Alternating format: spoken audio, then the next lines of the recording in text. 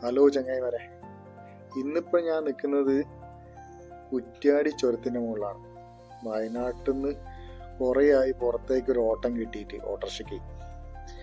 അങ്ങനെ ഇതാ കുറ്റ്യാടി കക്കട്ടിലേക്കാണ് പോകുന്നത് കേട്ടോ. അതുപോലെ തന്നെ 1:10 ഞാൻ മാനന്തവാടിയിൽ നിന്ന് പാസഞ്ചർ കയറ്റി.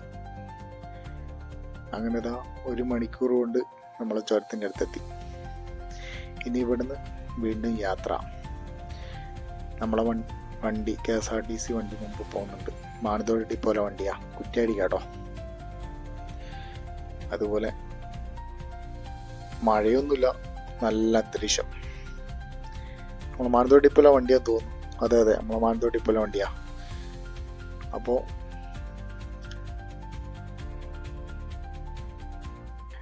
നമ്മളിതാ ഒരു പാലത്തിന് മുകളിലെത്തി.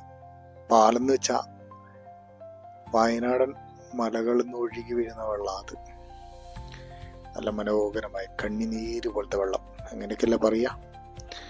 അതുപോലെ തന്നെ തെളിനീര്, എന്ത് രസമാണ് കാണാൻ. കുറെ പാറക്കെട്ടിൻ്റെ ഉള്ളിൽ കൂടെ ഒഴുകി വീഴുന്ന വെള്ളം കണ്ടോ, നീല നിറം. ഇതാണ് തൊട്ടിൽപ്പാലം KSRTC ഡിപ്പോ. നമ്മളെ വയനാട്ടിൽ നിന്ന് വരുന്ന വണ്ടികളെല്ലാം ഇവിടെ കയറി ചെക്ക് ചെയ്തിട്ടൊക്കെയാണ് വണ്ടി പോകാറുള്ളത് കേട്ടോ. അതുപോലെ തന്നെ ഇങ്ങോട്ടൊരു ബസ് വരുന്നുണ്ടോ, അത് നമ്മൾ മാനന്തവാടി ടൗണിലേക്ക് പോകുന്ന വണ്ടിയാണ്. ഇവിടെ നിന്ന് ഇനി കുറച്ച് ദൂരമുള്ളൂ തൊട്ടിൽപ്പാലം ടൗണിലേക്ക്. ഇവിടെ ഇറങ്ങിക്കഴിഞ്ഞൊന്നും പറയാനില്ല, ഒരു ഇളം ചൂട് കാറ്റാ. അതുപോലെ തന്നെ ജീപ്പ് സർവീസ് ഉണ്ട് കേട്ടോ ഇവിടെ. നമ്മളെ വയനാട്ടിലും ജീപ്പ് സർവീസ് ഉണ്ട്, പല സ്ഥലത്തേക്കും ജീപ്പ് സർവീസ് ഉണ്ട് കേട്ടോ. എൻ്റെ മുമ്പിൽ കപ്പ കയറ്റിയിട്ട് ഒരു വണ്ടിയൊക്കെ പോകുന്നുണ്ട്. ഒരു ചവിട്ടി ഒതുക്കി, ഞാനും ചവിട്ടി ഒതുക്കി, വീണ്ടും യാത്രയായി. അങ്ങനെ തൊട്ടിൽപ്പാലം ടൗണ് എത്താനായിട്ടുണ്ട്.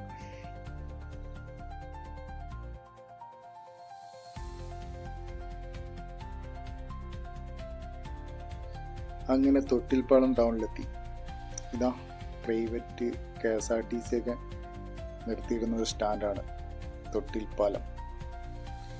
അതുപോലെ തന്നെ എൻ്റെ വീഡിയോ എടുക്കുന്നത് ഒരു വായി കേട്ടോ, എൻ്റെ പാസഞ്ചർ വായി. നല്ലോണം വീഡിയോ ഒക്കെ എടുക്കുന്നുണ്ട്. എനിക്ക് ഹിന്ദി സംസാരിക്കുന്ന അറിഞ്ഞുകൂടാ. അപ്പോൾ ഒന്ന് വീഡിയോ എടുത്തു വരുമെന്ന് ചോദിച്ചു. അതിനെന്താ എന്നുള്ള കണ്ടീഷനിൽ തലയാട്ടി മൂപ്പര് വീഡിയോ ഒക്കെ എടുത്തു തന്നു. എനിക്ക് ഹിന്ദി അറിയില്ല, പുള്ളിക്കാരനും മലയാളം അറിയില്ല. ഒരു അഡ്ജസ്റ്റ്മെൻറ്റിൽ ചുണ്ടലങ്ങുന്നൊരു ഭാഷേൻ്റെ മുകളിൽ പോവുകയാണ്. ഒരു സ്കൂട്ടറുകാരൻ എനിക്ക് സൈഡ് ചെയ്യുന്നില്ല, ഓൺ അടിച്ചിട്ടൊന്നും സൈഡ് ചെയ്യുന്നില്ല. അങ്ങനെ ആ അമ്മാവനെയും പാസ് ചെയ്ത് കയറുകയാണ്. അപ്പോൾ എവിടെ പോയാലും സ്കൂട്ടറുകാരും ഓട്ടോറിക്ഷക്കാരും തന്നെ പ്രശ്നക്കാരല്ലേ. എന്തെങ്കിലും ആവട്ടെ, മുമ്പോട്ട് യാത്ര. അതുപോലെ തന്നെ നമ്മളെ വയനാട് പോലും നല്ല കേട്ടോ. ഈ 2 സ്ഥലവും നല്ല വീതിയൊക്കെ ഉണ്ട്. എവിടെ ചെന്നാലും ട്രാഫിക് ബ്ലോക്ക് കാര്യങ്ങളുണ്ട്. അങ്ങനെ നമ്മൾ കുറ്റ്യാടി ടൗണിലെത്തി. കുറ്റ്യാടി ടൗണിൽ നിന്ന് റൈറ്റ് കട്ട് ചെയ്തു, നേരെ വടകര നാദാപുരം റോട്ടിലേക്ക് കയറി. ഇവിടുന്ന് കക്കട്ടിലേക്ക്. കുറ്റ്യാടി ടൗണിൽ നിന്ന് റൈറ്റ് കട്ട് ചെയ്തു, നേരെ വടകര നാദാപുരം റോഡ്.